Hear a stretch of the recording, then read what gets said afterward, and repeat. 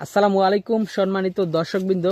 এই মুহূর্তে দেশ ও প্রবাস থেকে যারা আজকে আমাদের এই ভিডিও দেখছেন সকলকে আন্তরিক শুভেচ্ছা অভিনন্দন জানাচ্ছি। দর্শক শ্রোতা, যেই ঘাসটি আপনাদেরকে দেখানো হচ্ছে এটি হলো সেই আমেরিকান 5G অর্থাৎ গুয়াতিমালা ঘাস। দর্শক, এই ঘাসটি আপনার খামারের গরু ছাগল অথবা বেড়া মহিষ গারল যে কোনো গবাদি পশুর জন্য আপনারা এই ঘাসটি চাষ করতে পারেন।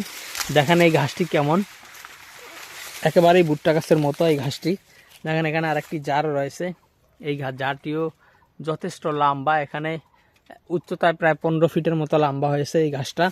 এবং এই জারটাতে ম্যাক্সিমাম আপনার 40 থেকে 50টা চারা কিন্তু হয়ে গিয়েছে অলরেডি। অনেক জারে দর্শক গণলে আসলে বোঝা যায়, অনেক জারে আপনার কিছু জার ছোট রয়েছে, সেই জারগুলোতে আপনার 30টার মতো চারা হয়, আবার কিছু জার বড় রয়েছে। দেখেন এই ঘাসটি কিন্তু যথেষ্ট মোটা, একেবারে গোড়া থেকে আগা পর্যন্ত যদি আপনাদেরকে দেখাই যে আসলে এই ঘাসটা কতটুকু লম্বা হয়। এখানে ম্যাক্সিমাম আমাদের এই জমিতে 15 ফিটের মতো লম্বা হয়েছে এই ঘাসটা।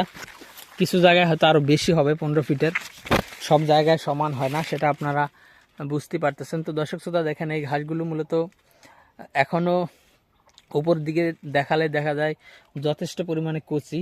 তবে গুয়াতিমালা ঘাসটি সহজেই কিন্তু কাটিং হয় না বা সহজেই কিন্তু শক্ত হয় না, অর্থাৎ এগুলো শক্ত করতে অনেক সময় লাগে বা ডাটা করতে অনেক সময় লাগে। যে ডাটাগুলি এখন আপনারা দেখতেছেন, এই ডাটাগুলি কিন্তু 1 মাস বা 2 মাসে হয়নি, দীর্ঘ 9 মাস আমাদের এই জমিতে রেখে দেওয়ার পরে কিন্তু এই ডাটাগুলি এখন দেখা যাচ্ছে। দেখেন এখানে যে ডাটাগুলি শুধুমাত্র এখন দেখা যাচ্ছে ডাটা।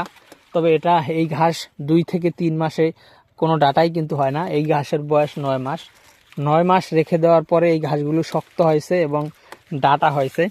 তো দর্শক বন্ধুরা, আপনারা চাইলে এই গুয়াতিমালা ঘাসের 100% পরিপক্ক এবং ভালো মানের কাটিং যদি সংগ্রহ করতে চান, তাহলে আমাদের স্ক্রিনে দেওয়া নম্বরে আমাদের সাথে যোগাযোগ করতে পারেন। আমরা সারা বাংলাদেশে এই ঘাসের কাটিংগুলো কিন্তু ডেলিভারি দিয়ে থাকি।